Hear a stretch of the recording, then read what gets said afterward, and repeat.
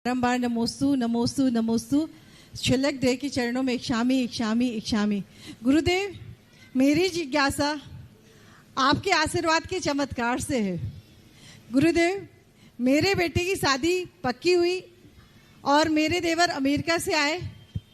4 जुलाई की शादी थी, 28 जून को वो इधर पर जबलपुर आए। जिज्ञासा महाराज जी, जिज्ञासा ही है ये कि वो आए, उनको अटैक आया, सीवियर अटैक आया। डॉक्टर ने मना कर दिया और ये बोल दिया कि आप बॉडी ले जा सकते हैं। गुरु पर उस समय मुझे कुछ याद नहीं आया। मैंने कहा मेरे गुरु ने तो दोनों हाथों से मुझे आशीर्वाद दिया था और मुझे विश्वास है कि ये आशीर्वाद खाली नहीं जाएगा। इतने में मेरे भाई ने आया और बोला कि आप तो करंट दीजिए, जैसा भी हम बॉडी ले जाएंगे। पर सब लोग बोले भाभी क्या करें। हमने कहा नहीं, आप मेरे गुरुवर पर विश्वास करो, उनका आशीर्वाद आया है, खाली नहीं जाएगा। इतने में डॉक्टर ने बोला, उन्हें जैसे ही करंट दिया और बॉडी पुनः जीवित हो गई। तो गुरुदेव उन्हें बोला कि क्या कहलाते हैं, ये चमत्कार तो देखे थे पर सुना पहली बार है, देखा पहली बार है, सुना था।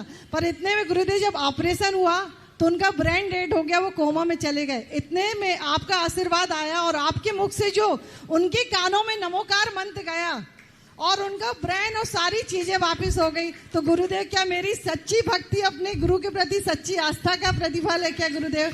नमोस्तु नमोस्तु नमोस्तु। मैं सदा भावना भाता हूँ कि जो सच्ची भक्ति से, श्रद्धा से यदि स्मरण करता है, समर्पण करता है, तो हे भगवान, उसका किसी भी मंगल कार्य में विघ्न न पड़े और उसका मंगल कार्य सकुशल हो।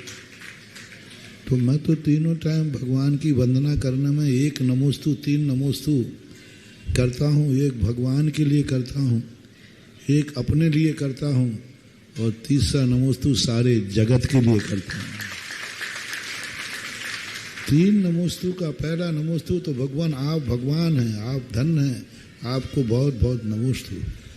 दूसरा नमोस्तु करता हूँ कि भगवान मैं भी आप जैसा बनूं, इसके लिए नमोस्तु। और तीसरा नमोस्तु मैं जगत के लिए देता हूँ कि सारा जगत जो भगवान आप धर्मात्मा हैं, जो आपके प्रति श्रद्धा रखते हैं, साधु के प्रति श्रद्धा रखते हैं, धर्म के प्रति श्रद्धा रखते हैं, ऐसे धर्मात्माओं का भी हमेशा कल्याण हो, वो निरामय हो, सुख समृद्धि हो। तो दिन में 3 नमोस्तु तो हो ही जाते हैं। और सुबह उठ करके भी यही भावना भाता हूँ कि दिन भर में जब भी मेरे पास समाचार आए तो भक्तों के शुभ समाचार आए, अशुभ नहीं। जिज्ञासा के लिए निमंत्रण। भावना तो अपन कर ही सकते हैं।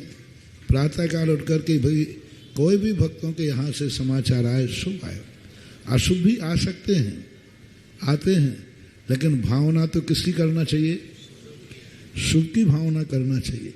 रात में सोने के पहले भी अपने स्वयं की आराध्य की स्मृति करते हुए सोता हूँ कि रात्रि समस्त भक्तों के लिए शुभ रात्रि हो, यही भावना रहती है। जिज्ञासा। और जिज्ञासा रखें हमारे व्यापक स्वर्ण मुनि पुंगम श्री 108 सुधा सागर जी महाराज जी को मेरा मन वचन काय से प्रातः स्मरणीय गुरुदेव को मेरा बारंबार नमोस्तु नमोस्तु नमोस्तु। छुल्लक जी महाराज को मेरा इच्छामी इच्छामी इच्छामी। महाराज श्री, मेरा क्वेश्चन ये है कि पयोदय तीर्थ में जो बड़ी प्रतिमा जी विराजित हैं, उन पर हम लोग महीने में 2-3 बार घी लगवाते हैं, पर वो घी सूख जाता है। 2-3 दिन में ही प्रतिमा जी बिल्कुल सूखी सूखी लगने लगती हैं। तो इस बार एक कोई आए थे व्रतों में, उन्होंने कहा कि आप लोग इसमें तेल लगवाइए।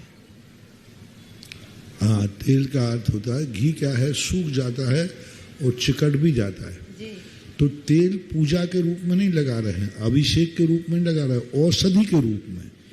ये जो देसी मूर्तियों के अपन घी या तेल लगाते हैं, ये धर्म बुद्धि नहीं है, ये औषधि है। जैसे औषधि के रूप में लेप लगाते हैं, ऐसे ये औषधि के रूप में लगाने में कोई बाधा नहीं है। तो तेल आदि का भी प्रयोग कर सकते हैं, जिससे वो सूखे नहीं, चिकटे नहीं। अब जैसे घी है, गर्म ठंड के दिनों में घी बिल्कुल ऐसा चिपक जाएगा तो वो गलत हो, सफ़ेद हो जाएगा। इससे अच्छा है कि तेल का प्रयोग करें। और इस संबंध में प्रदीप भैया से आप बात कर लेना, उन्होंने तेल के संबंध में बड़े प्रयोग किए। कौन सा तेल उपयुक्त रहता है वो तुम्हें बहुत अच्छी तरह बता देंगे, कई स्थानों पर उन्होंने बताया है।